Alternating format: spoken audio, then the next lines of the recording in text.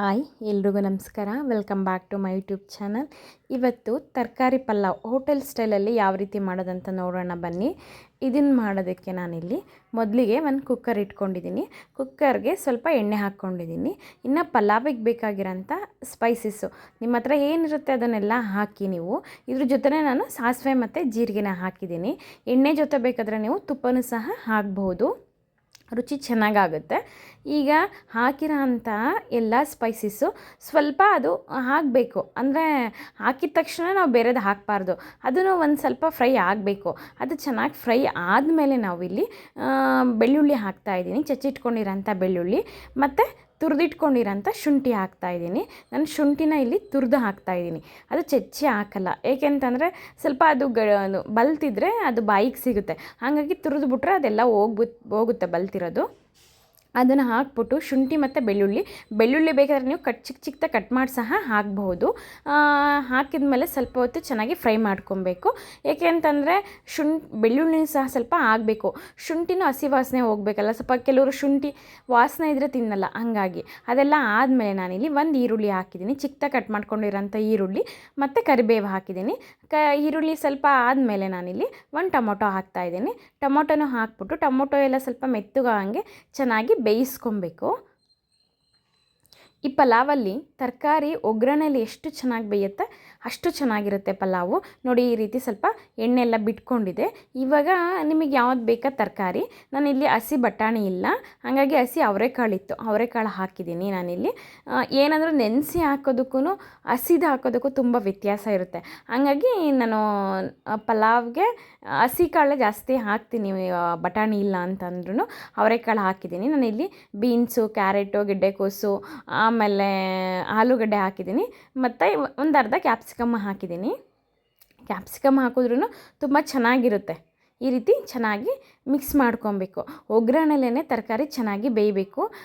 ಈ ರೀತಿ ಮತ್ತೆ ಕೈ ಬಿಡ್ದಂಗೆ ಕಲಿಸ್ಕೊಬೇಕು. ನೋಡಿ, ಫಸ್ಟ್ ಎಷ್ಟಿತ್ತು ತರಕಾರಿ, ಇವಾಗ ಎಷ್ಟಾಯಿತು, ಆ ರೀತಿ ನೀರೇನೂ ಹಾಕಬಾರ್ದು. ಒಗ್ಗರಣೆಲೆ ಚೆನ್ನಾಗಿ ಮಾಗಿಸ್ಕೊಬೇಕು. ಈ ರೀತಿ ಮಾಗಿಸ್ಕೊಂಡ್ರೆ ಪಲಾವು ತುಂಬ ಚೆನ್ನಾಗಾಗುತ್ತೆ, ಅಂದರೆ ರುಚಿ ತುಂಬ ಚೆನ್ನಾಗಿರುತ್ತೆ. ಪಲಾವಿಗೆ ಸ್ವಲ್ಪ ಎಣ್ಣೆ ಜಾಸ್ತಿ ಹಾಕಬೇಕು. ನೋಡಿ, ಇವಾಗ ಆಗಿದೆ ಸ್ವಲ್ಪ ತರಕಾರಿ. ಈಗ ನಾನಿಲ್ಲಿ ಒಂದು ಹಿಡಿಯಷ್ಟು ಮೆಂತ್ಯ ಸೊಪ್ಪು ಹಾಕ್ತಾಯಿದ್ದೀನಿ. ಸ್ವಲ್ಪ ಇಲ್ಲಿ ನಾನು ಪುದೀನ ಹಾಕ್ತಾಯಿದ್ದೀನಿ, ರುಬ್ಬಿಲ್ಲ, ಇಲ್ಲಿ ಯಾವುದೂ ಸಹ ರುಬ್ಬಿಲ್ಲ ನಾನಿಲ್ಲಿ. ಹಾಕ್ಬಿಟ್ಟು ಈಗ ಉಪ್ಪು ಹಾಕ್ತಾಯಿದ್ದೀನಿ. ಈಗ ಮೆಂತ್ಯ ಸೊಪ್ಪು ಪುದೀನ ಸೊಪ್ಪೆಲ್ಲ ಹಾಕಬೇಕಲ್ವ, ಸ್ಮೆಲ್ ಹೋಗಬೇಕು. ಮೆಂತ್ಯ ಸೊಪ್ಪು ಕಹಿ ಬರಲ್ಲ, ಕಹಿ ಬರುತ್ತೆ ಅಂದ್ಕೊಂಡ್ರೆ ಕಹಿ ಬರಲ್ಲ. ಚಿಕ್ಕದಾಗಿ ಕಟ್ ಮಾಡಿ ಹಾಕಿ ಒಗ್ಗರಣೆಯಲ್ಲಿ ಅದೆಲ್ಲ ಬೆಂದು ಹೋಗ್ಬಿಡುತ್ತೆ. ಇನ್ನು ಪುದೀನ ಸೊಪ್ಪಿನ ವಾಸನೆ ಹೋಗಬೇಕಲ್ವ, ಹಾಗಾಗಿ ಈ ರೀತಿ ಚೆನ್ನಾಗಿ ಮಿಕ್ಸ್ ಮಾಡ್ಕೊಬೇಕು. ಮತ್ತು ಉಪ್ಪು ಹಾಕಿರೋದ್ರಿಂದ ಬೇಗ ಬೆಂದೋಗ್ಬಿಡುತ್ತೆ. ಒಂದು ಸ್ವಲ್ಪ ಹೊತ್ತು 1 ನಿಮಿಷದಲ್ಲೆಲ್ಲ ಬೆಂದೋಗ್ಬಿಡುತ್ತೆ. ಈ ರೀತಿ ಚೆನ್ನಾಗಿ ಕೈ ಬಿಡದಲ್ಲೇ ಚೆನ್ನಾಗಿ ಮಿಕ್ಸ್ ಮಾಡ್ಕೊತಿರ್ಬೇಕು. ಸೊಪ್ಪೆಲ್ಲ ಚೆನ್ನಾಗಿ ಬೇಯಬೇಕು. ಬೇಯಲಿಲ್ಲ ಅಂದರೆ ಅದೇ ಸ್ಮೆಲ್ ಬರುತ್ತೆ, ಕೆಲವರು ಸ್ಮೆಲ್ಲೇ ತಿನ್ನಲ್ಲ. ಹಾಗಾಗಿ ನೋಡಿ, ಈ ರೀತಿ ಚೆನ್ನಾಗಿ ಸೊಪ್ಪು ತರಕಾರಿ ಎಲ್ಲ ಬೆಂದಿದೆ. ಈಗ ನಾನಿಲ್ಲಿ 1 ಲೋಟ ಅಕ್ಕಿಗೆ 2 ಲೋಟದಷ್ಟು ನೀರು ಹಾಕ್ತಾಯಿದ್ದೀನಿ. ನಾನು ಇದೇ ಟೈಮಲ್ಲಿ ಅಕ್ಕಿನೂ ಸಹ ತೊಳೆದ್ಬಿಟ್ಟು ನೆನೆಸಿಟ್ಕೊಂಡಿದ್ದೆ, ತುಂಬ ಹೊತ್ತೇ ನೆನೆಸಲ್ಲ. ನೋಡಿ, 1 ಲೋಟ ಅಕ್ಕಿಗೆ 2 ಲೋಟ ನೀರು ಸಾಕು. ತರಕಾರಿ ಹಾಕಿದ್ದೀವಿ ಅಂತ ಹೆಚ್ಚಿಗೆ ನೀರೇನು ಹಾಕೋದು ಬೇಡ. ನೋಡಿ, ಈ ರೀತಿ ಹಾಕ್ಬಿಟ್ಟು ಮತ್ತೆ ಕುದಿ ಬರೆಸ್ಕೊಬೇಕು. ಈ ರೀತಿ ಕುದಿ ಬರೆಸ್ಕೊಂಡ್ಮೇಲೆ ನಾನು ಇಲ್ಲಿ ಅಕ್ಕಿ ಹಾಕೋದು. ಇದನ್ನು ಚೆನ್ನಾಗಿ ಮತ್ತೆ ಒಂದು ಸಲ ನೀರು ಜೊತೆ ತರಕಾರಿ ಎಲ್ಲ ಮಿಕ್ಸ್ ಆಗೋ ರೀತಿ ಚೆನ್ನಾಗಿ ಮಿಕ್ಸ್ ಮಾಡ್ಕೊಳ್ತಾ ಇದ್ದೀನಿ. ಇದೇ ಟೈಮಲ್ಲಿ ನಾನಿಲ್ಲಿ ಖಾರದ ಪುಡಿ ಹಾಕ್ತಾಯಿದ್ದೀನಿ. ಹಸಿರು ಮೆಣಸಿನ್ಕಾಯಿ ನಾನು ಹಾಕಿಲ್ಲ ಇಲ್ಲಿ, ಖಾರಕ್ಕೆ ಖಾರದ ಪುಡಿ. ಮತ್ತು ನಾನಿಲ್ಲಿ ಧನಿಯಾ ಪುಡಿ ಹಾಕ್ತಾಯಿದ್ದೀನಿ. ಧನಿಯಾ ಪುಡಿ ಅಂತಂದರೆ ಸಾಂಬಾರದ ಪುಡಿ, ನಾವು ಸಾಂಬಾರ್ಗೆ ಹಾಕೋ ಅಂಥ ಪುಡಿನೇ ಹಾಕ್ತಾಯಿದ್ದೀನಿ. ಸ್ವಲ್ಪ ಅರಿಶಿನ ಹಾಕ್ತಾಯಿದ್ದೀನಿ. ನಾನಿಲ್ಲಿ ಬೇರೆ ಯಾವುದೇ ರೀತಿ ಮಸಾಲೆ ಹಾಕಲ್ಲ. ಮನೆಯಲ್ಲಿ ಸಾಂಬಾರಿಗೆ ಮಾಡ್ಕೊಂಡಿರ್ತೀವಲ್ವ, ಸಾಂಬಾರು ಮಾಡೋದಕ್ಕೆ ಸಾಂಬಾರು ಪುಡಿ ಅದನ್ನೇ ಹಾಕ್ತಾಯಿದ್ದೀನಿ. ಅದನ್ನು ಹಾಕಿದ್ರೂ ರುಚಿ ತುಂಬ ಚೆನ್ನಾಗಿ ಬರುತ್ತೆ. ಸ್ವಲ್ಪ ಅರಿಶಿನ ಹಾಕ್ತಾಯಿದ್ದೀನಿ. ಈಗ ಗಂಟಾಗುತ್ತಲ್ವ, ಹಂಗಾಗಿ ಚೆನ್ನಾಗಿ ಮಿಕ್ಸ್ ಮಾಡ್ಕೊಬೇಕು. ಮತ್ತೆ ಒಂದು ಸಲ ಮಿಕ್ಸ್ ಮಾಡಿಕೊಂಡು ನೀರು ಕುದಿಯೋದಕ್ಕೆ ಬಿಡಬೇಕು. ಈ ರೀತಿ ಕುದಿ ಬರಬೇಕು, ಒಂದು ಕುದಿ ಬರಬೇಕು. ಈ ಕುದಿ ಬಂದ ಮೇಲೇ ನಾನಿಲ್ಲಿ ಅಕ್ಕಿ ಹಾಕ್ತಾ ಇರೋದು. ಅಕ್ಕಿ ನಾನಿಲ್ಲಿ ಒಗ್ಗರಣೆಗೆ ಹಾಕಲ್ಲ, ಈ ರೀತಿ ಕುದಿಸಿ ಹಾಕ್ತೀನಿ. ಈ ಕುದಿಸಿ ಹಾಕೋದ್ರಿಂದ ಬೇಗನೂ ಆಗುತ್ತೆ, ರುಚಿನೂ ಸ್ವಲ್ಪ ಚೆನ್ನಾಗಿರುತ್ತೆ ನನಗೆ.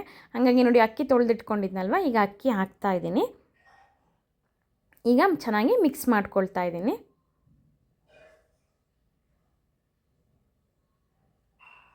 ತರಕಾರಿ ಜೊತೆ ಅಕ್ಕಿ ಹೊಂದಬೇಕು, ಹಾಗಾಗಿ ಎಲ್ಲ ಕಡೆ ತಾಗೋ ರೀತಿ ಚೆನ್ನಾಗಿ ಮಿಕ್ಸ್ ಮಾಡ್ಕೊಳ್ತಾ ಇದ್ದೀನಿ. ಈಗ ಮತ್ತೆ ಅದು ಒಂದು ಕುದಿ ಬರಬೇಕು. ಅಕ್ಕಿ ಹಾಕಿದ್ಮೇಲೆ ಮತ್ತೆ ಒಂದು ಕುದಿ ಬರೆಸ್ಕೊಳ್ತಾ ಇದ್ದೀನಿ. ಕುದ್ದು ಇನ್ನೇನು ಲಿಡ್ ಕ್ಲೋಸ್ ಮಾಡಬೇಕು ಅನ್ನೋ ಟೈಮಲ್ಲಿ ನಾನಿಲ್ಲಿ ಕೊತ್ತಂಬರಿ ಸೊಪ್ಪು ಹಾಕ್ತಾಯಿದ್ದೀನಿ. ಮತ್ತು ಇಲ್ಲಿ ನಿಂಬೆಹಣ್ಣು ಹಾಕ್ತಾಯಿದ್ದೀನಿ. ಈಗ ನಿಂಬೆಹಣ್ಣು ಹಾಕೋದ್ರಿಂದ ಈ ಪಲಾವು ಬಿಡಿ ಬಿಡಿಯಾಗಿ ಬರುತ್ತೆ ಮತ್ತು ರುಚಿನೂ ತುಂಬ ಚೆನ್ನಾಗಿರುತ್ತೆ. ಈ ರೀತಿ ಹಾಕೋದ್ರಿಂದ ಮತ್ತು ನಮಗೇನು ಮೊಸರು ಬಜ್ಜಿ ಬೇಕಂತ ನೆನೆಸಲ್ಲ. ಬಿಸಿಯಾಗಿದ್ದಾಗ ಪಲಾವು ಹಾಗೇ ತಿನ್ಬೋದು. ಮೊಸರು ಬಜ್ಜಿ ಇಲ್ಲ ಅಂದರೂ ತಿನ್ಬೋದು. ನಿಂಬೆಹಣ್ಣು ಹಾಕಿ ಮಾಡೋದ್ರಿಂದ ತುಂಬ ಬಿಡಿ ಬಿಡಿಯಾಗಿ ಬರುತ್ತೆ, ರುಚಿನೂ ತುಂಬ ಚೆನ್ನಾಗಿರುತ್ತೆ. ಈ ರೀತಿ ಕುದಿ ಬಂದ ಮೇಲೆ ನಾನಿಲ್ಲಿ ಲಿಡ್ನ ಕ್ಲೋಸ್ ಮಾಡಿ 2 ವಿಷಲ್ ಬರೆಸ್ಕೊಳ್ತೀನಿ. ಸಾಕು 2 ವಿಷಲ್ ಬಂದರೆ. ನೋಡಿ ಇವಾಗ ಹೋಗಿದೆ. ಈಗ ಲಿಡ್ ಓಪನ್ ಮಾಡ್ತಾಯಿದ್ದೀನಿ. ನೋಡಿ ನೀವೇ ನೋಡಿ ಯಾವ ರೀತಿ ಬಂದಿದೆ ಅಂತ ಹೇಳ್ಬಿಟ್ಟು ನೀವೇ ಒಂದು ಸಲ ನೋಡಿ ಎಷ್ಟು ಬಿಡಿ ಬಿಡಿಯಾಗಿ ಬಂದಿದೆ ನೋಡಿ. ಈಗ ಇದನ್ನು ತಿರುಗಿಸ್ಕೊಳ್ಳೋದು ಸಹ ಒಂದು ಇದು ಇರುತ್ತೆ. ಈ ರೀತಿ ಮುಂದಗಡೆಯಿಂದ ತಿರುಗಿಸ್ಬಾರ್ದು. ನೋಡಿ ಹಿಂದಗಡೆಯಿಂದ ನೀಟಾಗಿ ಮೇಲೆ ರಫಾಗಿ ನಾವು ಮಿಕ್ಸ್ ಮಾಡಬಾರ್ದು.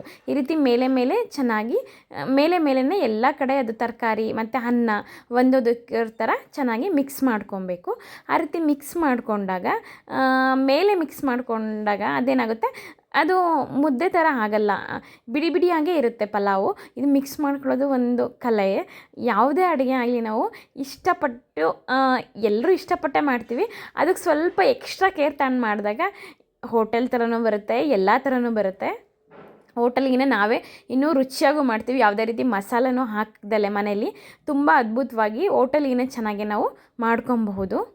ಬ್ಯಾಚುಲರ್ಸ್ ಬಿಗಿನರ್ಸು ಸಹ ಈ ರೀತಿ ರುಬ್ಬೋದೇನೂ ಇಲ್ಲ ಅಲ್ವಾ, ಹಂಗಾಗಿ ಬಹಳ ಆರಾಮಾಗಿ ಮಾಡ್ಬೋದು. ಯಾರು ಇನ್ನು ಹೊಸ್ದಾಗಿ ಮದುವೆ ಆಗಿರುತ್ತೆ, ಅವ್ರಿಗೆ ಪಲಾವ್ ಮಾಡೋದು ಬರಲ್ಲ ಅಂತಂದರೂ ಸಹ ಈ ರೀತಿ ಮಾಡ್ಕೊಬೋದು. ನೀವು ಒಂದು ಸಲ ಈ ಥರ ಈ ರುಬ್ಬದಲ್ಲೇ ಪಲಾವ್ನ ಟ್ರೈ ಮಾಡಿ. ಈ ವಿಡಿಯೋ ಏನಾದರೂ ಇಷ್ಟ ಆದರೆ ಪ್ಲೀಸ್ ನಮ್ಮ ಚಾನಲ್ನ ಸಬ್ಸ್ಕ್ರೈಬ್ ಮಾಡ್ಕೊಳ್ಳಿ. ಈ ವಿಡಿಯೋ ಇಷ್ಟ ಆದರೆ ಪ್ಲೀಸ್ ಒಂದು ಲೈಕ್ ಮಾಡಿ, ಕಮೆಂಟ್ ಮಾಡಿ. Thank you for watching.